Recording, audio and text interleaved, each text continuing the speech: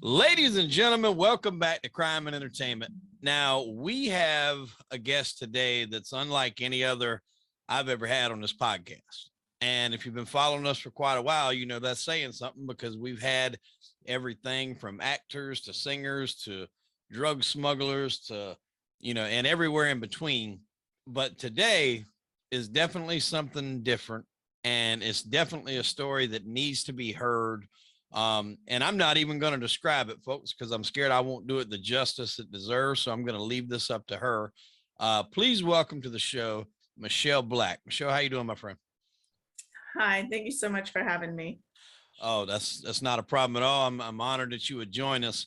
The story we're going to be getting into today revolves around your husband. Before we get into the specifics of what happened and the tragedy that took place, I like when somebody comes on the show, even if it's going to be their first and last time, which we would probably love to have you back as well, to kind of get an update on things.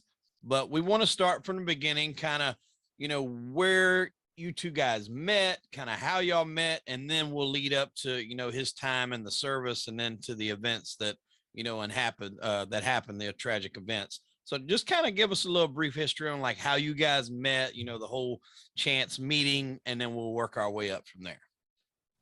All right, absolutely. So I grew up in California, and after college, I went up to this ski town where I spent most of my life and decided I was going to be a ski bum for a while. So I started instructing snowboarding and was just kind of hanging out one night at church, and Bryan walks in, and if you've been around the ski or snowboard bum crowd, everybody's saggy pants, whatever.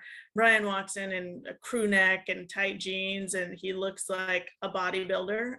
He had been into cage fighting and MMA and jiu-jitsu and all of this. So I thought, well, I got to say hi to this guy. Like, he just doesn't fit. So we start talking, and a year later we're pretty much set on getting married.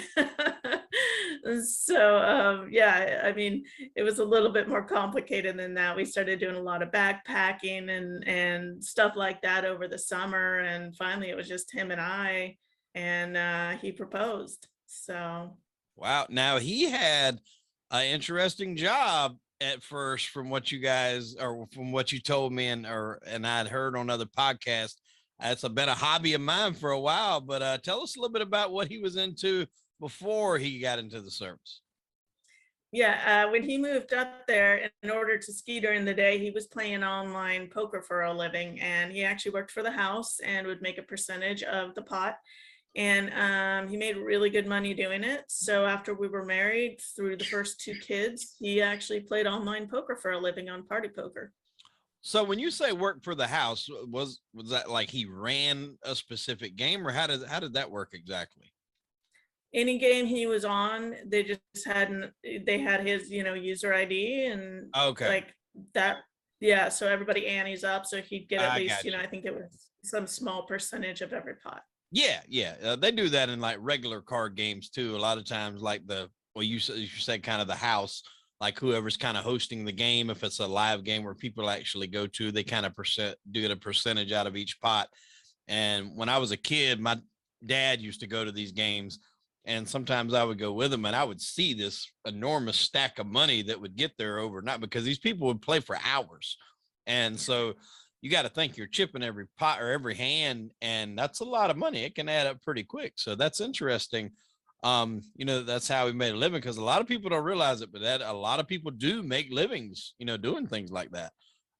So that's interesting. Now, when did he get out of that and kind of make that transition? What led him to that? So in 2008, Obama had just come into office, and the huge, that big recession hit. Mm-hmm. And at the same time, they were changing internet gambling rules because it was affecting a lot of our regular casinos. Right. So because of that, they put into place all of these laws that restricted your ability to bank with, get your money on and off these sites, so banking laws. And so basically it became too dangerous to, keep his money on the site. So he pulled it and went out looking for a job. But as I said, the recession had hit, and getting a job at that point was next to impossible. So he ended up basically just saying, what if I join the military? He'd always wanted to be a Navy SEAL or a Green Beret. And at that point, we had a child on the autism spectrum and a new infant. And I just thought, yeah, that makes sense, because we've got to get all the medical coverage we need. And we need to make an income. And if he's going to be the one working, then he should do what he thinks he'll enjoy. So that's how that conversation went. Now, he had prior aspirations. I knew you said he had always wanted to be that, but because what age was he at this point in time? Because it was a little bit later in the game to be joining, though, correct? Yeah, I believe he was 27 at that time, so Yeah, he was older. and I say later in the game, that's still young, but typically a lot of the kids, that come out of high school, I know a lot of my friends did. When we come out of high school, everybody kind of went to their different branches of the military at, 19, 18, depending on what year they were when they graduated. So, you're looking at roughly 6 or 7-ish years behind the 8 ball, but he had already, like you said, had aspirations to be that. Yeah, he had, growing up, he was a military brat. His dad was a Marine, an officer in the Marines. And so Bryan, from a young age, wanted to be in the Navy SEALs. So he told me about, as a teenager, he had actually run around, he would be the team lead and all of his friends would be SEALs, and they'd, run missions. And so he'd pretty much decided by the time he was 14, 15, that that's what he wanted to do. But, life and everything just kind of happened in a way that he never got around to it. And then we met, and so, but then it was pretty late. But I mean, I think military accepts people into their army. You can get in until your 30s. Right. And so he just decided to go after it. Initially, he thought, I'll at least join. I think it was in the back of his mind, he was just going to join the army and start from there. So he went in as a medic. And within the first year, he was bored and wanted to go to SFAS, which is Special Forces Selection. And so he did that. He went to Camp McCall to SFAS and was selected straight away and was assigned, what is it? 18 Delta, which is the medical sergeant. And then he was assigned the language Arabic. So we were off to North Carolina within a year and a half of him joining the army. Wow. So he had to learn Arabic? He did. Yes. Wow. Okay. Yeah, I'm from South Carolina myself. And actually grew up not too far from Fort Bragg there. I think that's in Fayetteville area. I grew up in a little small town called Darlington, and it's not really known for very much other than it has a NASCAR track. Other than that, that's about all it's known for. But as I told you before we started recording, if you wanted to get a tattoo back in my days, you had to go over to North Carolina because it was legal there, but not in South Carolina like it is now. So a lot of us would go up to Fayetteville and areas like that. And then, as I said, too, I've got a lot of friends that joined into the service. So a lot of people that, had to go to those areas. How did you did you go with him when he went down there to North Carolina, you said? Oh, yeah, because when you do the training, once you're in the actual qualification course for the Green Berets, it's a 3 to 4 year ordeal usually, especially with the language and the MOS that he had. So being a medical sergeant meant the training was going to be an extra, if I remember right, it was 6 months to 8 months. It was something very long. Okay. So yeah, we moved out there, and he started training straight away. I think we moved out in 2012, and he graduated in 2015. Okay. Now, what was his first mission where he had it, where I say mission, but I think probably deployment would be a better word. Didn't he have a deployment to begin with first before the one where everything occurred? Yeah, he had several deployments. So after he graduated, he ended up deploying straight away to Afghanistan with a B team. So there's different teams. There's A, B, and C. The B teams usually run kind of the communications, and usually they're cycling in and out A team members. The A team members are on the ground. So they're all highly trained, but a lot of times the A team members, if they're changing an MOS or or changing teams, they'll be back at the B team for a while, and they basically just support the guys who are on the ground, and learn kind of the ins and outs of running everything as far as communication and air support and all of that. So Bryan went first to Afghanistan for 3 months to help out a B team. When he got back, he began Ranger School. So he went straight to Ranger School at Fort Benning, which was 3 months, and he That's in graduated Georgia, that. right? And what's up? That's in Georgia, right? Fort Benning, Georgia. It is. Mhm. Yes, Fort Benning, Georgia. So he was gone for 3 months straight away, and then straight to Benning for 3 months. And then he came home for a month and was recruited onto ODA 3212, so Operational Detachment A.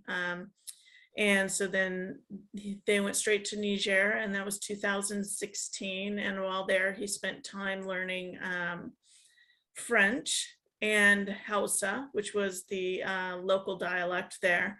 So while on the ground, he worked on learning a couple languages, and they were in the south of Niger.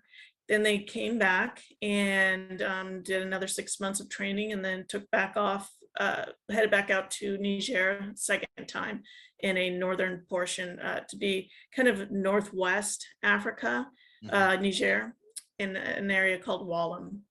Okay. Now, when he would go on these, for any audience that maybe, are not familiar with the setup and the situation, how often did you get to talk to him on these? How is the communication, there? Does it get to talk often? Is it not so much? I think I'd heard you say on one time, or one of the podcasts, was it would go, weeks, maybe even months before you were able to talk to him from time to time. Yeah, it was actually pretty incredible. When he was in Afghanistan, we had phone calls unlimited, as much as, like every night. So that to me was crazy when suddenly he left to Africa the first time. And he left, and then maybe 4 or 5 weeks later, I got the first phone call of him saying, okay, we're officially in Maradi now, and my phone doesn't work great here. I have to get a new SIM card. So he's borrowing people's phones. One of his teammates, David Johnson, he was borrowing his phone. So I was getting phone calls from other people's phones. But yeah, we would talk maybe every couple weeks or month, so it was few and far between. Okay. And you're, like you said, dealing with a newborn or new infant. I don't know how that was at that time, but that's got to be hard on you as well. Raising 2 kids and not getting to maybe talk to him probably as much as you would like at this point. When he went back here for the second time, is this where the incident took place?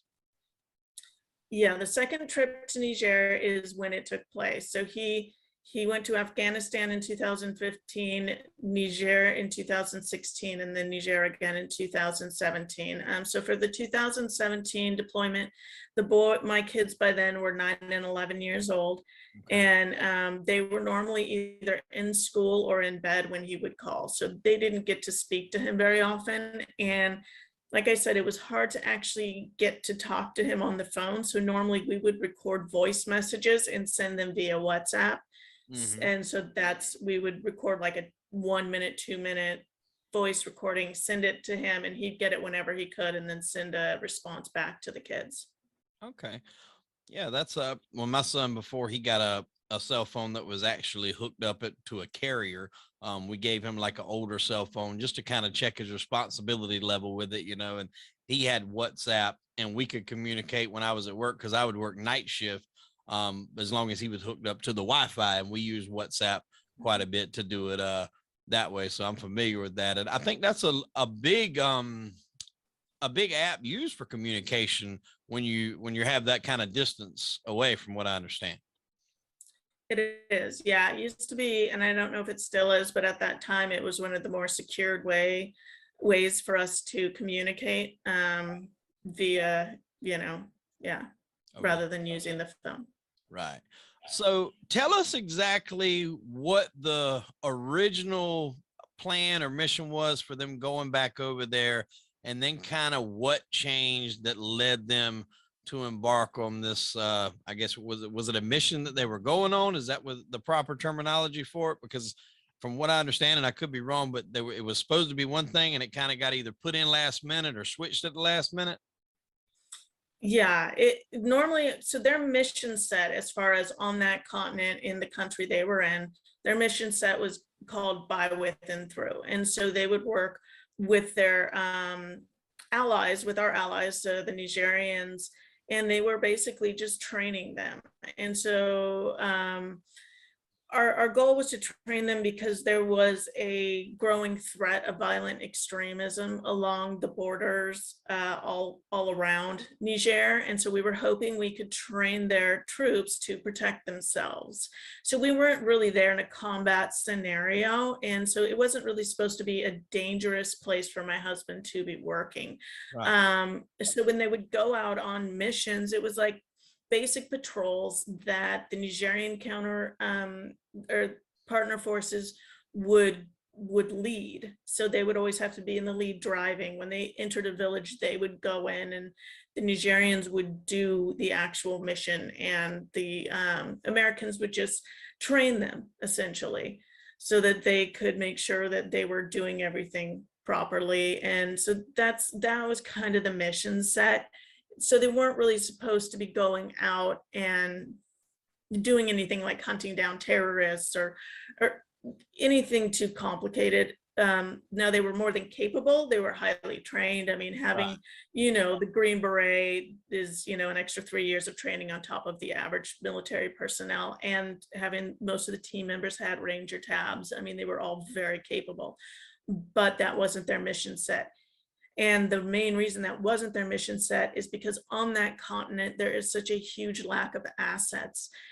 For instance, if you're in Afghanistan and you at that time fighting, there was something called the golden hour. So there were enough assets available that if you got into a predicament anywhere on the continent, they could have somebody there within an hour to pick you up and get you out. On the continent of Africa, where they were at in Niger, the air support, like the response time, was approximately 5 to 6 hours. So if you got into some sort of problem, that was your problem. Basically, it would take you a very long time to have anybody come help you out. And knowing that the resources were so lacking, they really weren't doing big missions. So what ended up happening was they were sent out on a basic mission where they were going to go on a patrol. They had received a piece of intelligence the night before that this terrorist named Dondu Shefu was going to be in this town of Tilawa, I think it was about 4 hours north of where their base was in Wallam. So they said, okay, this terrorist is going to be up there for 2 hours. We want you guys to go. But the team members said it's kind of a dumb mission, because by the time we pack up and we head down there, about 5 or 6 hours are going to pass, and there's no way he's still going to be down there. Also, if this guy is there, he's not going to go into the village. So we'd be going there trying to collect intelligence, and he might send, usually these terrorists are surrounded by rings of people. So he'd send in one of his people. Yeah, he's not but they down said, there by okay, himself walking around all willy-nilly. right, he's not down, with a grocery cart and whatever. So so what ended up happening is the higher headquarters called and said, okay, what we're going to have you guys do is we're going to have you go down in the morning instead, and we're going to send this reconnaissance vehicle, and you guys will just collect intelligence and make the people feel safe down there. So they get up in the morning and take off at around 6 in the morning. And by then they had been up all night packing and then unpacking and then repacking. So they went to bed around midnight, got up around, I want to say 5, maybe later. Anyway, so they got maybe 4 hours sleep the night before, 5 hours sleep. And the partner forces they're working with are 17, 18-year-old kids, not used to lack of sleep, not trained on it like Green Berets are. So knowing this, they ran through some rehearsals, got ready, took off, went down And by now it's 12 hours outside that window of intelligence. So there's no way that the guy is even there. And they run through this whole thing. They have the Nigerians go in, conduct the mission in the town, and then my husband's team goes out and meets with, there's a military base out there. And so they meet with the military leaders, and then they're good, they're done. They head back home, mission complete and successful. And on their way back home, back down to Wallam, they get called about an hour outside their base, and they are told that the AOB, the Advanced Operations Base, all the leaders there are saying that they've gotten another piece of same single source signals intelligence from way up near the Mali border, which is really a dangerous area. But they say that there is, they believe there is a campsite up there, and they want my husband's team to go up and exploit it and look for any sort of, basically any intelligence they can gather, whether it's equipment or whatever, because they believe that that's where the terrorist has been camping out. Well, let me ask you one quick question here. When you say single source, now don't have a military background, so I'm gonna kind of ask these questions as they come along. Is this typical to send them somewhere on a single source? Because I would like to think there's a little bit more information to be gathered other than if it is that exactly what it sounds, a single source. I would like to think they would need a little bit more concrete evidence or backing, so to speak. Is that something that's normal, or? It's not ideal, and it's definitely questionable when you're using the same single source over and over. Right. And that was really a big problem with this mission, that at that point, everybody was up in arms who was on the ground. They were up in arms over it, because there are two types of intelligence. There is human intelligence, which you collect from, people. And then there is signals intelligence. And so what they were working off of was signals intelligence. Okay. And so that could be anything. That could be a cell phone that the terrorist has on the ground. And of course, every time they get a ping, they're sending these teams after it. So if they're using the same single source intelligence and it's this terrorist phone, then every time he turns his phone on, all the troops come running, Right. which is an ideal chance for them to set up an ambush. So they're chasing this signals intelligence all over Niger, and the team is getting uncomfortable with it. And so as far as this mission up to the Mali-Niger border, they had just gone up to Tilawa, and Tilawa is about 10 to 12 hours away from the Mali border. And there are no roads outside of Tilawa. So this team is now going to drive in these trucks, these Toyota Hiluxes, which have very poor engines and get stuck in the dirt all the time.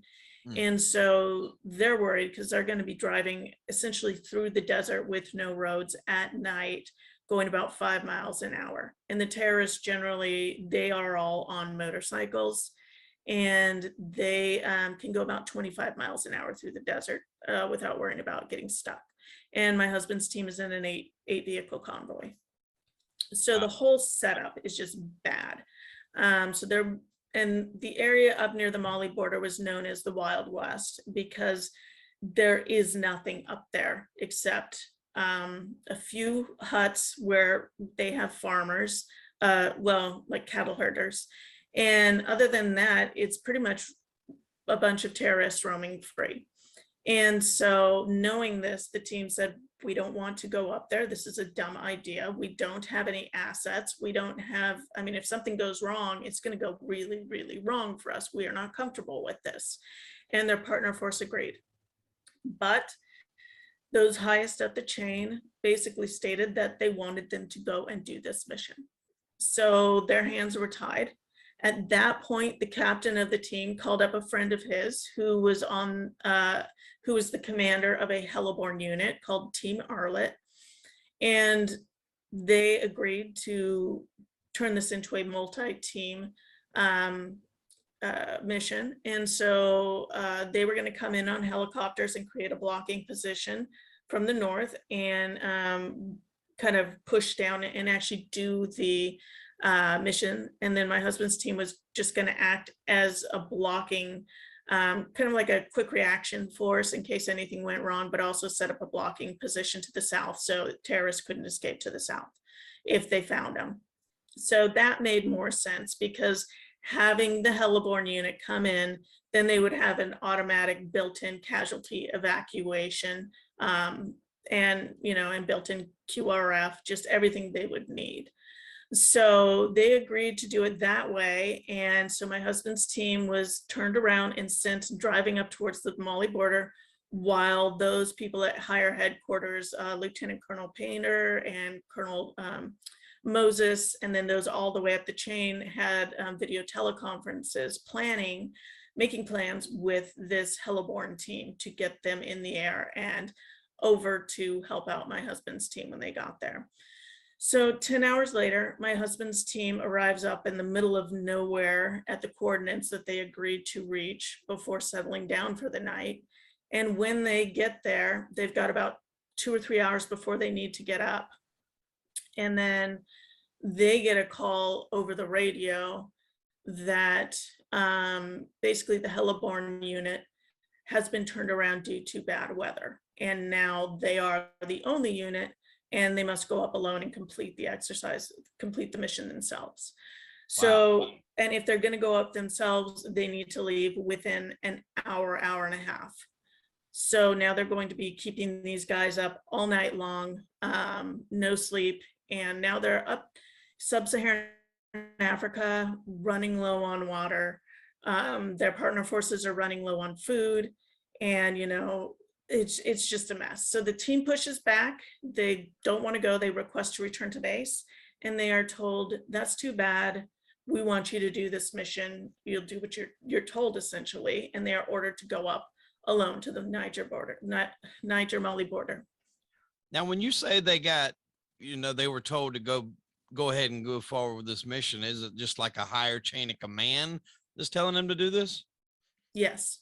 Yeah. Wow. So they had a colonel and a lieutenant colonel. The lieutenant colonel was the battalion commander, and the colonel was the third group commander.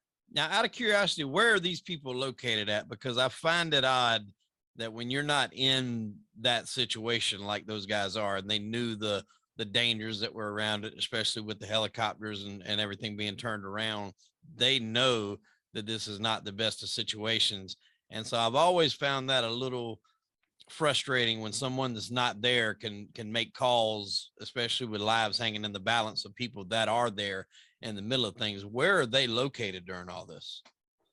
They are located, Lieutenant Colonel Painter was located in Chad, so several countries away, and Colonel Moses was located in Germany.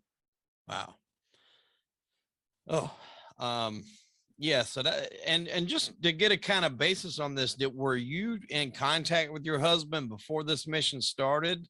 When was the last time you had communication with him before he began on this mission?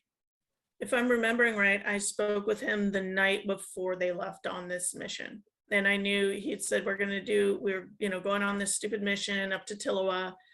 He didn't name Tilawa at the time, but later I would realize that. He just said, we're going on this stupid mission up north. And then when I get back, we're going over to Niamey and all, he was going to get a new SIM card for his phone and then call me. And he never called, which had me pretty, really, really concerned. Oh, absolutely. I bet. And, with all reason to be concerned given the situation. So they're told to go ahead and move forward. What happened here? So not even the next morning. So what they do is they come up with a game plan, because now they're required to go up alone. The only asset they have at that point is an ISR drone, which is running out of fuel and will not be able to make it back to base with them. So they share drones on the continent of Africa. And by that, I mean the continent. So if the drone is with them, it was explained to me, like, pretend they're up in, Wisconsin, and there's an incident in Texas, and the drone is down in Texas, and you need it up in Wisconsin. I mean, so they know that they're about to run out of fuel with that thing, and once it goes, it's gone to the next team down, on the other end of Africa. So anyway, so they make a plan, and then they basically pull guard duty. And so every 15 minutes, some of the guys get to sleep for 15 minutes, and then they wake each other up and watch for a full hour. So everybody gets around 15 minutes to 30 minutes sleep, and they let their partner forces sleep for the full hour.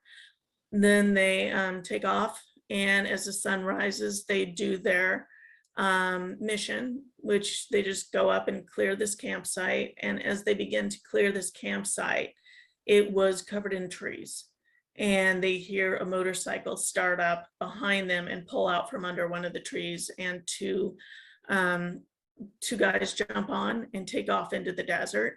And so now everybody's freaking out. There are tire tracks crisscrossing all over the campsite, all over this area, and they don't know what's about to happen.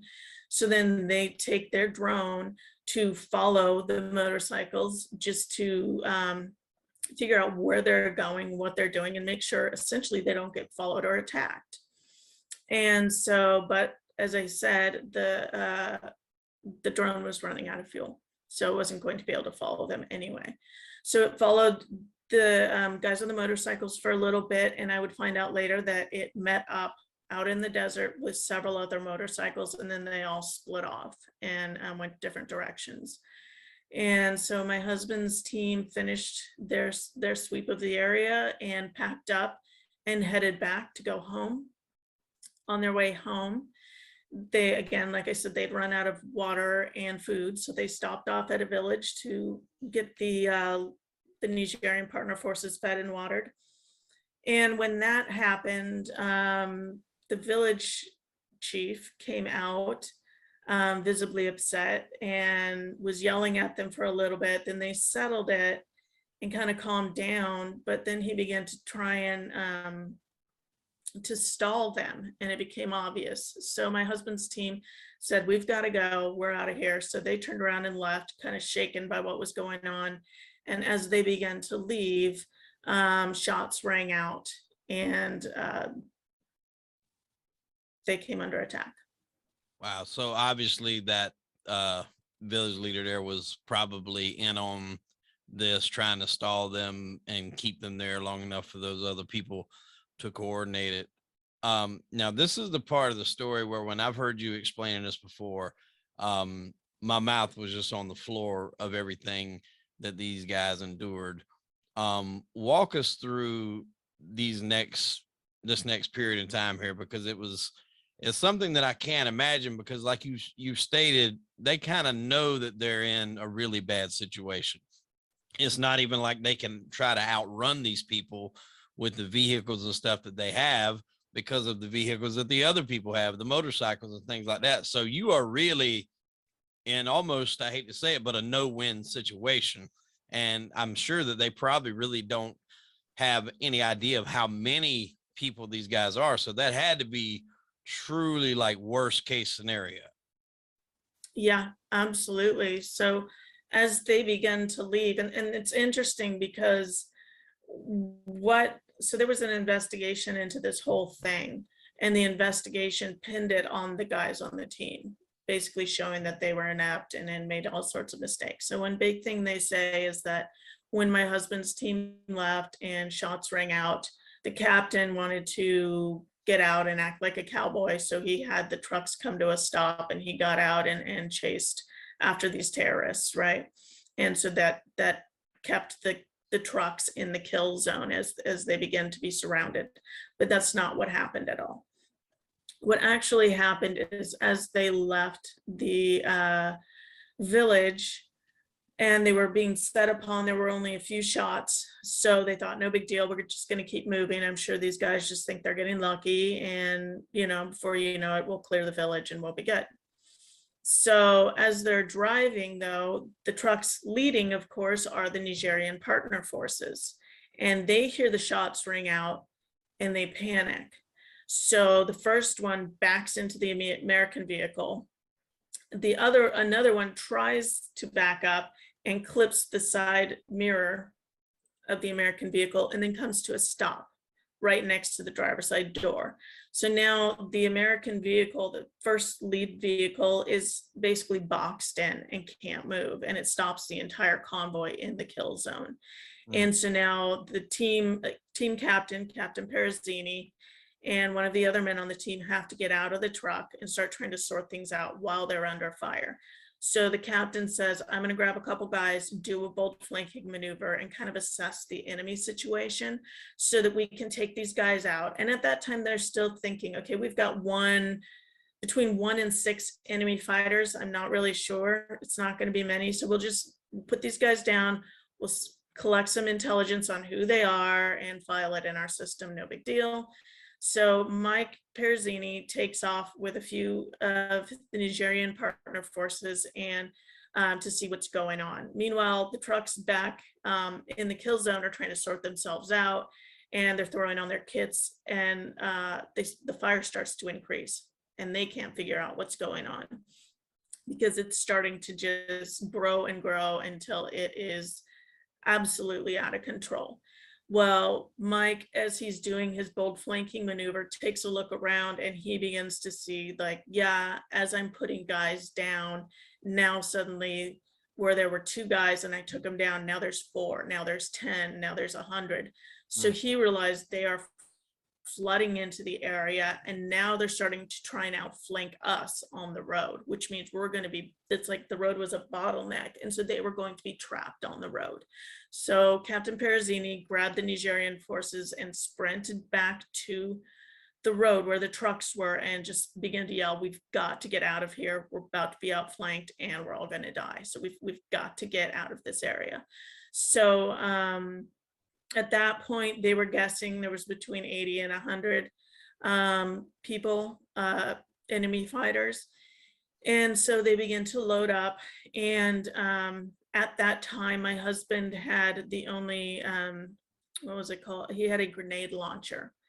And by the time they began to take off, one of the machine guns had already burned up, and they only had 2. So they were left with 1 machine gun, and then my husband's grenade launcher, and then just their standard weapons.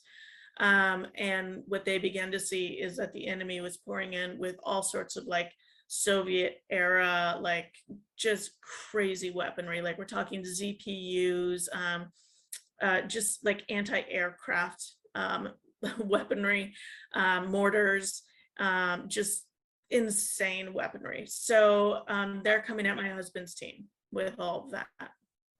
Jeez. Now this attack led by the guy that they were in fact going to look for previously?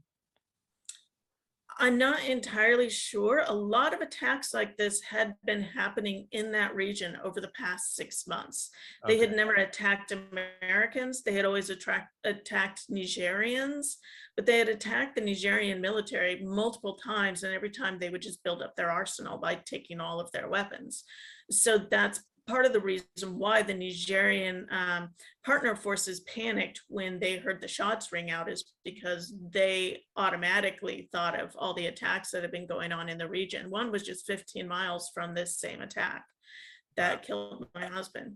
So as the trucks began to take off, my husband and the 3 men in his team, basically they had a conversation about it. My husband said, I think we need to stay behind.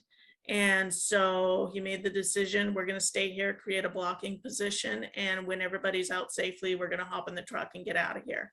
So they were doing that. When my husband was up in front, guiding the truck, he was killed. And then just after him, Dustin and Dustin and Jeremiah were both killed. And so the other trucks got up, they did a 300 meter jumps, or whatever, not jumps, but they drove about 300 meters. And they looked back the first time and saw my husband's truck was gone. So a couple guys got out and ran back. And then when they got to their next position, two more guys got out and ran back, and they never found him, couldn't figure out what happened to them.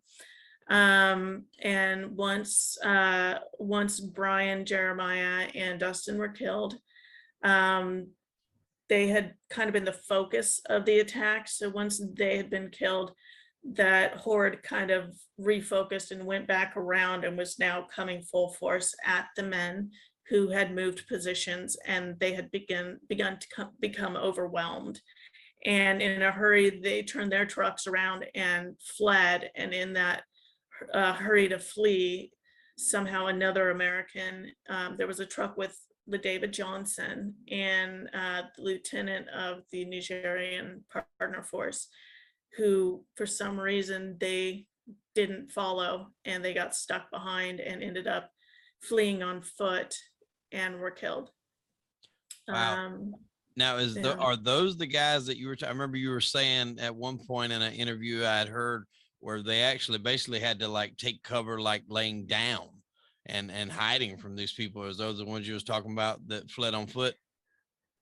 Well, that happened afterwards. Okay. So those guys fled on foot and then ended up being killed. And then the men who had turned around and fled back into the forest, that was the Captain Perzini, the team. So there were 7 Americans, and I believe at that point a handful of Nigerians that were left alive and with everybody. And so they fled back into the forest, and it was kind of a marshy forest. So they ended up burying their truck in the mud. They couldn't get through it. So then they were stuck. They had to zero out their communications and just pray that someone was going to come. And as they're running through the forest, I mean, they're being chased by mortar rounds and all sorts of weaponry. At that point, one of the men had been shot through the elbow and was bleeding profusely. Another guy had fallen out of the truck multiple times and had been shot in the back. Basically, everybody was injured except 2 guys. And so they ran and found a little area where they could hide, and they hid there as they were essentially hunted by these terrorists for an hour. Jesus. I mean, that's I couldn't even imagine. I mean, that's definitely like literally when you put yourself into that situation, that's the worst case scenario possible. When they were hiding, were they eventually found and killed, or did they make it also? They did end up making it. As I interviewed the guys, every single one of them said they shouldn't have made it. It was a miracle. They were like, if they hadn't believed in God before, they do now, because they shouldn't have survived. They were laying there, and if you read in the book, I detailed just how close they came. They were eye to eye with a couple of the terrorists when the French jets flew over and everybody ran. So it was just, I mean, they were within, centimeters of their life when these jets flew over. Wow, that I mean, that had to be intense. And were these the only people that lived out of this whole ordeal? Yeah, there were 7 American survivors. 7 survivors. 7 American survivors. And there were about 35 Nigerians that were with them originally, but most of them fled when the bullets started flying. I think only 9 stuck with them, and out of that, maybe 4 survived. How many Americans lost their life? And that would obviously, unfortunately include your husband. How many Americans lost their lives? 4 Americans and 5 Nigerians. Wow. So once the jets flew over and everybody kind of scattered, did they wait still a little bit? I mean, just not sure of exactly what the situation was, because I would got to think you you probably don't want to get up and try to make a break for it at that point. You're probably still going to wait around and make sure you can kind of get a clean getaway, so to speak. How did that part play out? Yeah, well, at that point, they had no vehicles, they had nothing. So as I said, I mean, being rescued on the continent of Africa, we're talking 5 to 6 hours. So now Right. they're dealing with that, and their communications are all messed up. So as they're radioing up, it's going to an ISR drone that's flying overhead now, but the person manning the communication with that drone is based in the United States out of, I believe it was either Iowa or Ohio. So they're speaking to someone in the United States who is then contacting the AOB in Niamey and relaying the information and then relaying it back and then to the guys on the ground. So it was this huge, just confusing web of communication where things weren't getting communicated, and the guys were getting frustrated because, you know, they would be asked multiple times, who was missing in action, who was killed in action, where are you? And they'd answer and they'd answer and they'd answer, and finally after several hours they were getting frustrated when then they were getting calls about, okay, so you're the guys who just got picked up out in the desert. And it's like, no, that's the Nigerian partner forces. We did not get picked up. So, I mean, there were hours of communication struggles before they finally got picked up. And yes, the whole time they were hiding because they said so much time had passed that now people are beginning to appear back in the forested area who they believe are the same guys who were hunting them just hours before, but now they've stashed their weapons and they're just kind of wandering through the woods looking around hoping to find them. So they stayed hidden for a very long time. Wow. How did they eventually get out of there?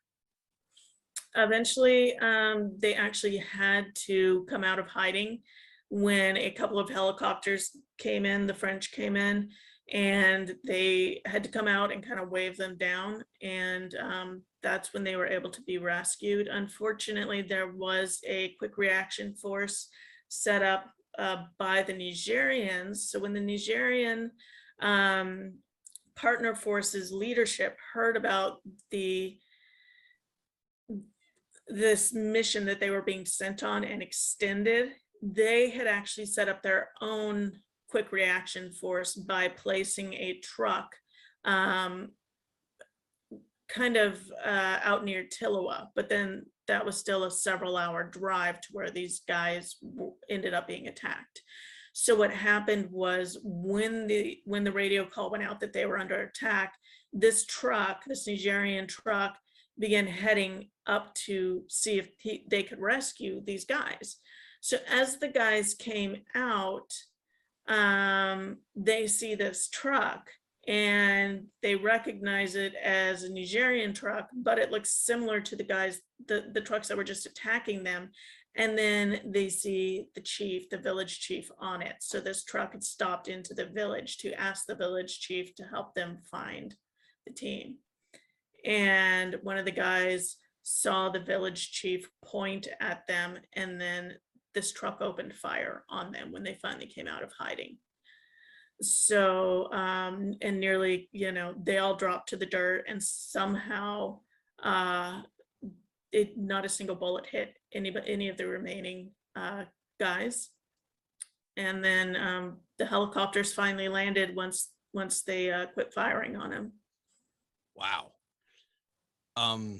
Jesus. I mean, I'm never really like this, but I'm also at a loss for words. Hearing all this, when did you get communication that this had all happened? I was actually at my house that night, probably it was 8 o'clock at night, and my mother-in-law called me and she said, "Hey, you wouldn't believe it. There's this wire that came across my phone, this news wire saying that a team has been attacked up near the Mali-Niger border and several Green Berets have been killed." So that's how I heard about it. So then I instantly knew. I was like, that was Bryan's team, Bryan's dead. And then it was about an hour and a half, 2 hours later that I received a knock at the door. Wow. I can't imagine how that must have felt, especially knowing that, you know, he was not excited about going on this mission to begin with. It was not really of any what seemed to be great importance, and kind of led in there by people like we discussed earlier that weren't even there, that was making these decisions to put these guys in the spot. How, and I know this could be a hard question to answer, how do you break the news to your children that their father isn't coming home? Because that had to be hard to do, but it has to be something that has to be explained as well. How did you go about that? Yeah, that's probably the hardest thing out of all of it, is telling your kids. They were 9 and 11, so it wasn't like they didn't get it.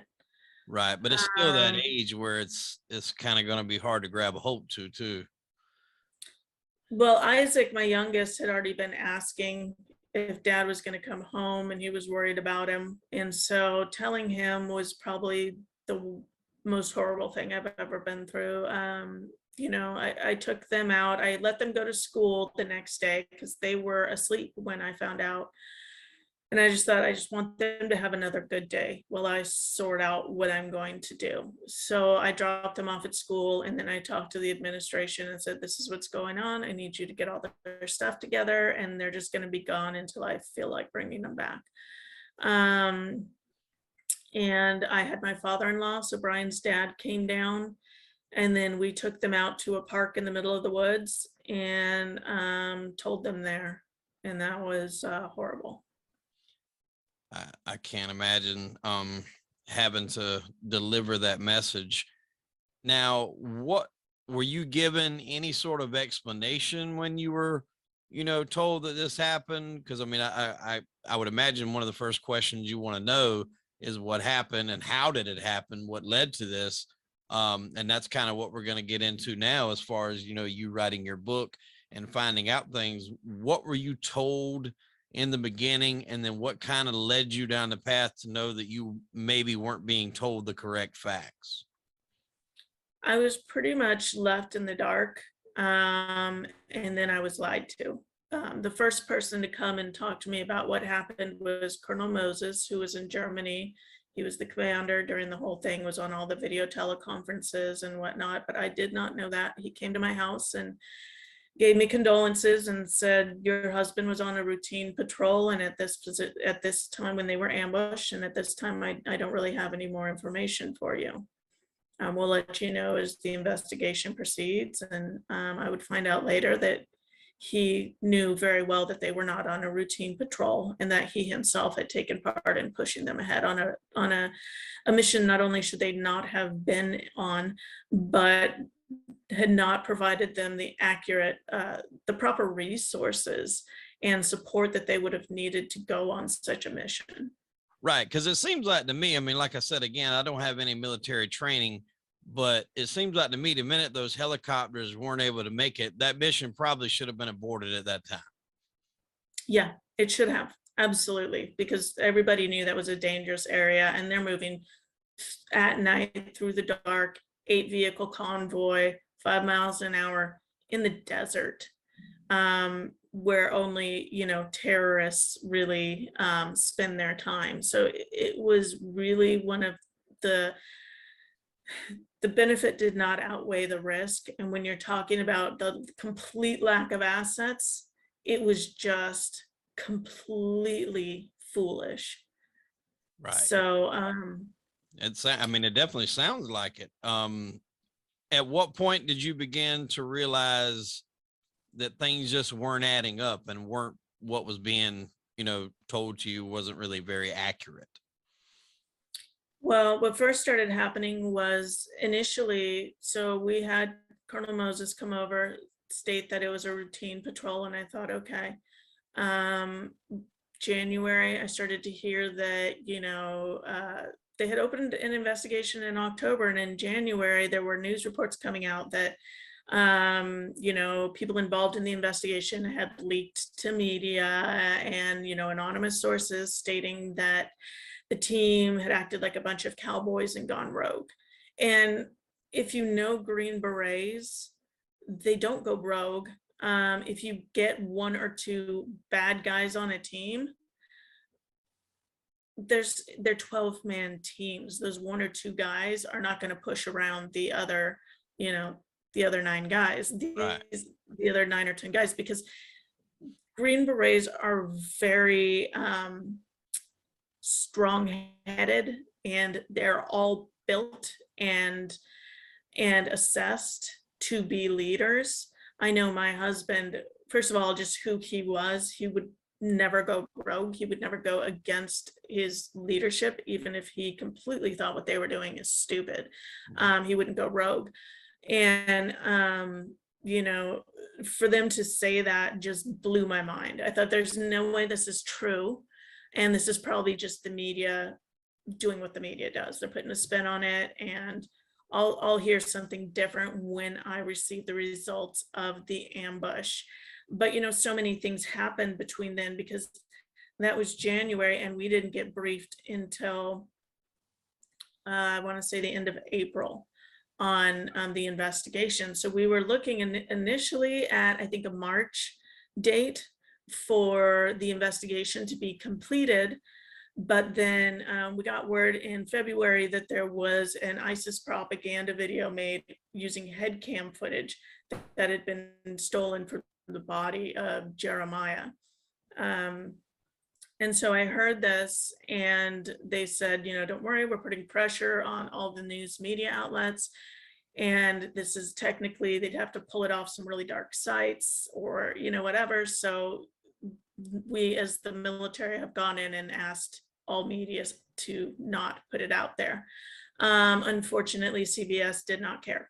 And they grabbed that film and put it out there with the words of, this must be so hard for the families, and then put out a ISIS propaganda video, which detailed basically just showed my husband being killed, as well as Jeremiah and Dustin. And it absolutely terrorized the families and the children, who at the time, Jeremiah's daughters were teenagers, and all of their friends saw it and they saw it. And my children are now teenagers, and it still just makes the rounds on all social media.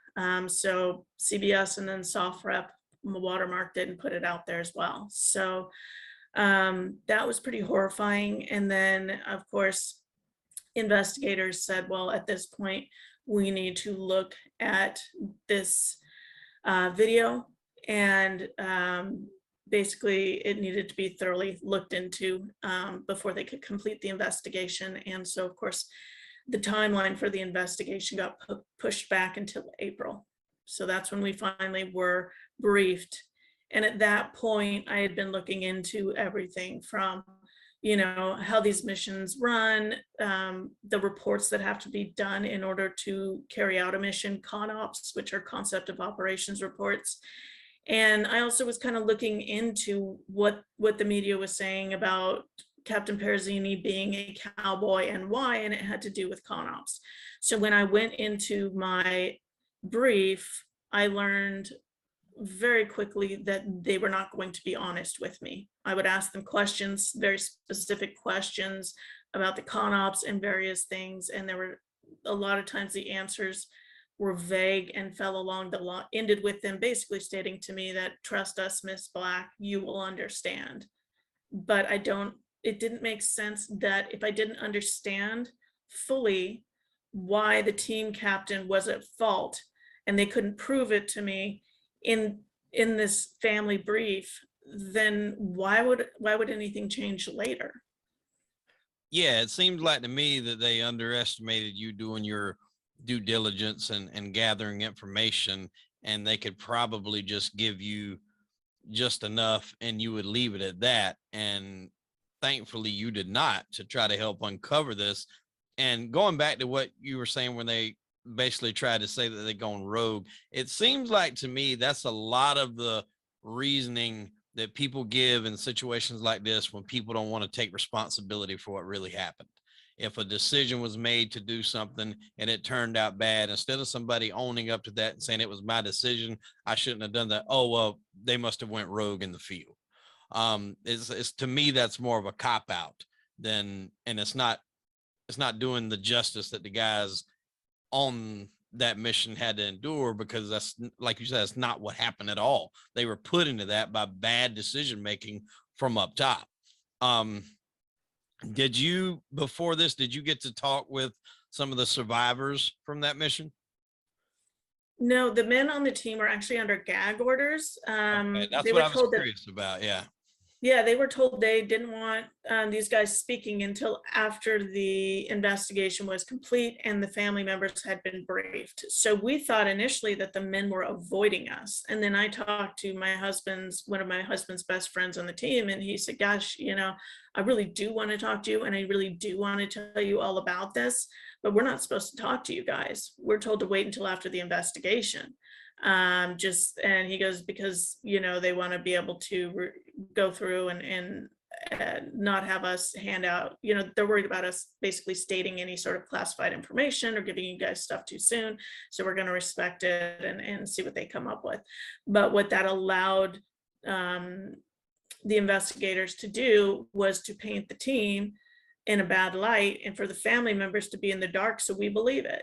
And knowing, because Bryan had been a part of this team for a while, and being the only widow of, because there were 4 Americans killed, 2 were on the support team and 2 were Green Berets, and my husband was the only married Green Beret. So I was very close as far as I knew the team, I knew how they operated, I knew my husband, I knew how he operated. So when I heard all this bad stuff about the team and how they operated, like cowboys, and bad things about the team captain, I could remember everything I'd ever heard about the team captain from my husband. So none of it matched up at all to what I knew of Captain Perezzini and everything I'd heard about him from my husband. And same with all the other team members. It's just none of it matched up to the people I knew. So for me, there was a more personal connection with each of the men who were being accused of being these bad guys. They were not. I'd known them for a couple of years at that point. Right. And I think what you had said in a previous interview is some of the moves that they were saying that he done wasn't, or either they tried to make it seem like he didn't know what he was doing or acting like a cowboy, but the moves that he were making were actually smart moves to try to get them out of the situation that they were in. So it's, again, it just seems like they're trying to pass that responsibility on to other people that ultimately, wound up, losing their lives. And this whole thing is just so unfortunate. At what point did you get to where you was like, I'm not getting the truth out of them? Did it come to you want to ask more questions? Is that the point when you decide you wanted to write this book and let people know? Where did you go after, you realized you weren't going to get the truth from these guys? Well, there were a few things. I mean, in my family brief, it was clear that they were lying to us at certain points, or just avoiding being completely honest. Right. And that there was, the lawyer who was pretty condescending towards me a few times. So already I was pretty well, insulted. Yeah. And so the next week, the AFRICOM and the investigator, so there were the investigating officer and AFRICOM held a media brief. And in it, they made it clear that they were going to punish Captain Perezzini as well as several others who were low down the chain. And at that point, I thought, there is no way that he deserves this. And they're not telling us or being honest about the officers who had actually ordered the mission and pushed the guys ahead. But they're blaming everything on Captain Perezzini, and they can't even prove to me why, and they're not proving to anybody why. So there was that. And during the meeting brief, or the media brief, finally somebody asked them the question about the team going rogue and acting like a bunch of cowboys. And I thought, this is the point where they're going to, say something good. And instead, General Waldhauser, the commander of AFRICOM, stated that while all teams on the continent were performing optimally, my husband's team was not indicative of what special operators do. And I think at that point, I completely lost my temper. because my husband Blame me. was not only the epitome of a Green Beret, but this general had the audacity to basically spit on his grave and dishonor him in his death. Wow. Again, I apologize because I'm never usually this way, but I just don't even have the words for some of this stuff. Yeah, general wouldn't be what I would be calling him for sure. I would have a few other choice words I would probably call him after that, because that is the ultimate type of disrespect for, guys like your husband and the other people that unfortunately lost their lives, that made the greatest sacrifice you can make for this country. And then just to have that, basically, like you said, just spit on and talk down about. I don't know how somebody can do that. This whole thing is just mind boggling. And another thing too is, like, I don't remember hearing about this, in the news. I mean, I want to say, now that I look back, I may have heard a little something, but maybe not as much media coverage on it that should have been, at least at the time. Yeah.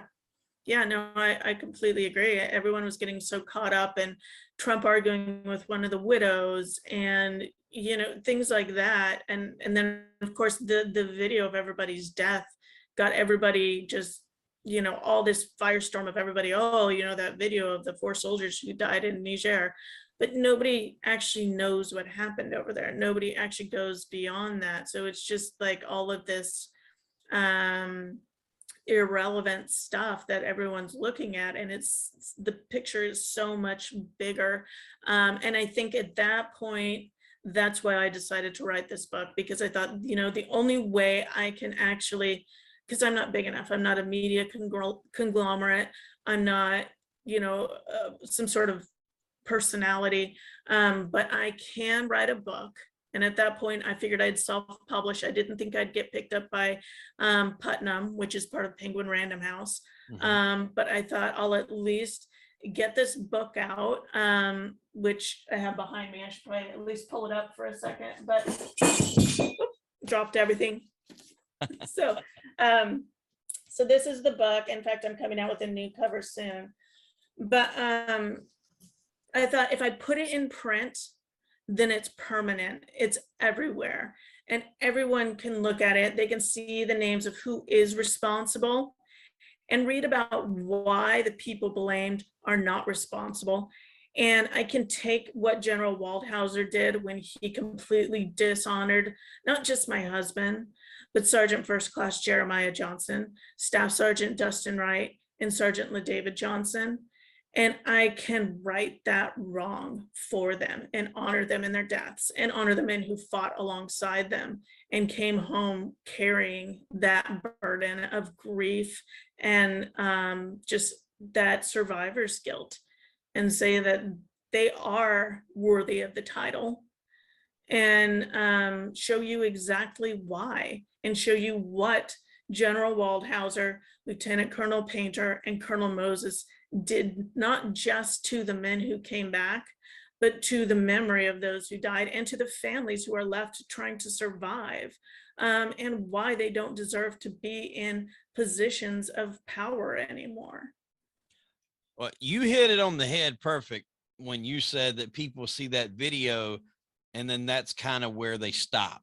They don't go in to see the whole picture. A lot of times people take what they read in the media or what they see in the media, and they just believe that to be fact. A lot of times it's like the first thing that they hear. Oh, well, that's what happened, and that's definitely not always the case. Definitely not the case here.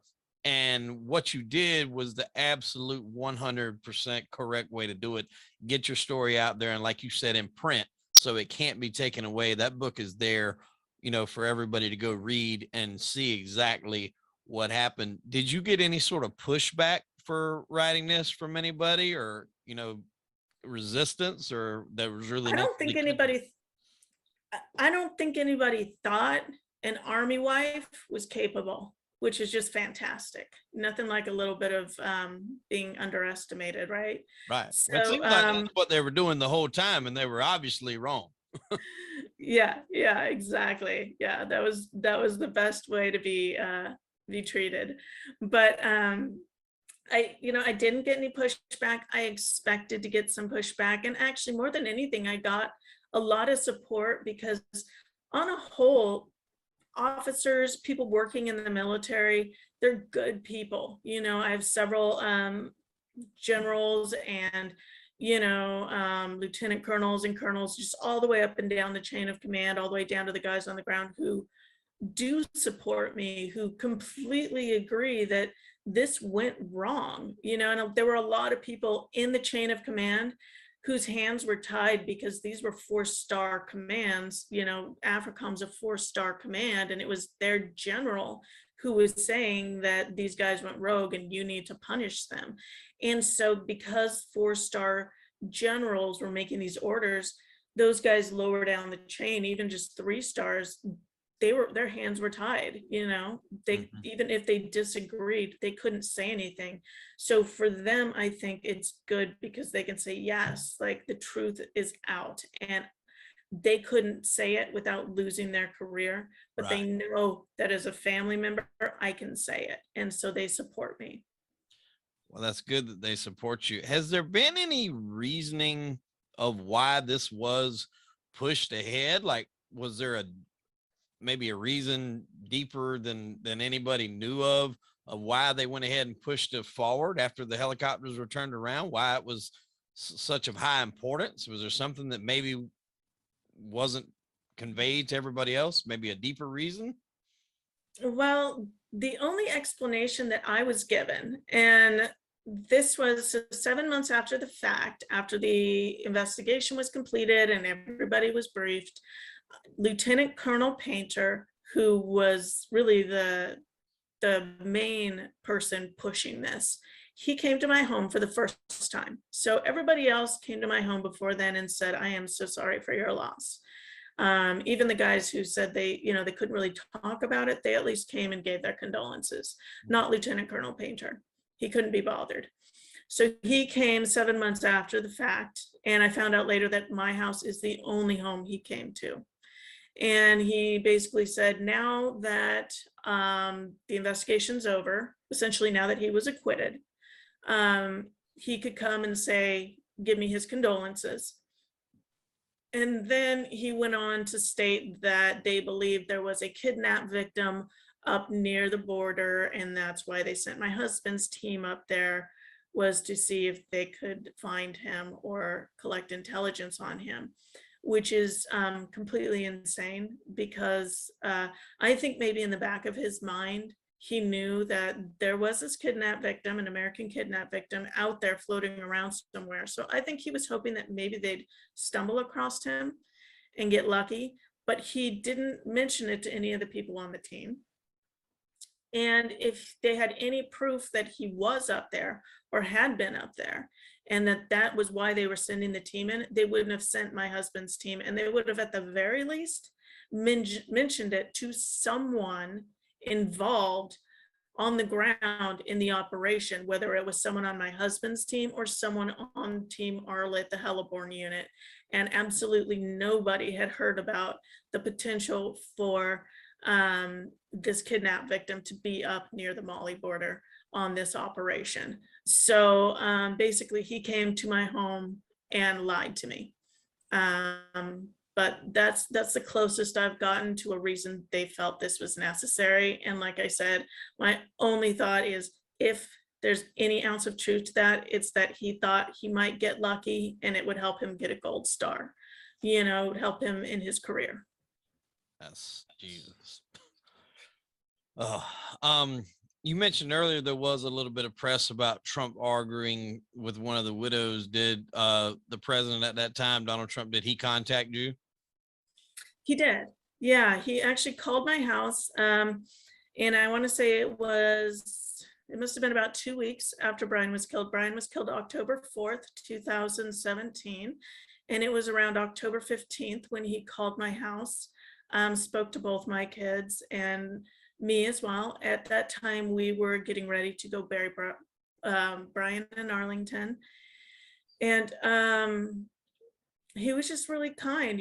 My youngest son is on the autism spectrum. He was obsessed with Trump memes, made us get him a Trump button that goes, it like is a magnet that goes on our fridge, and he pushes it and it says all sorts of terrible things like, I'm really rich and whatever. So he was obsessed with Trump.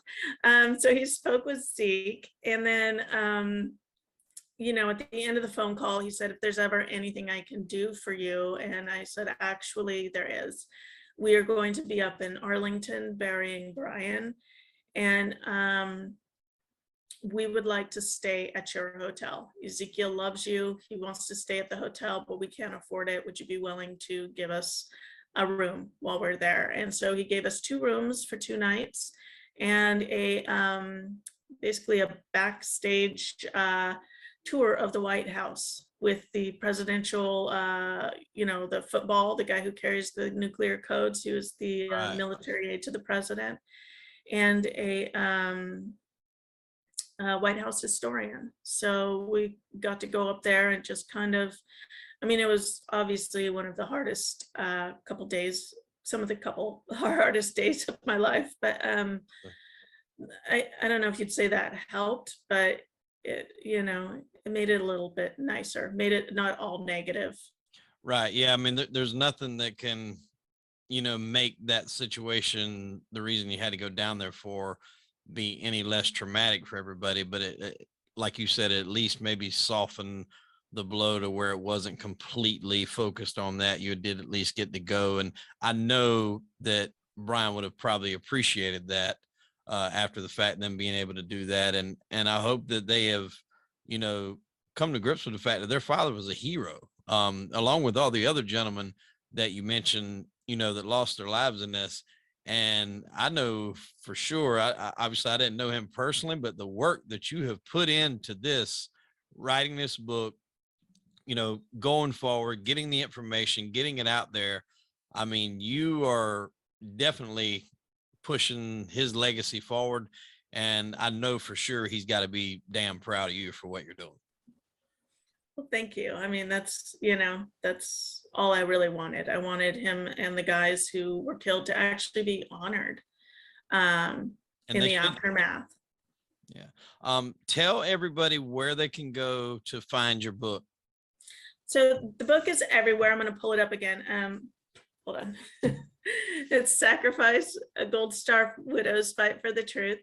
And it's on Amazon, and it has a Kindle version, Audible version.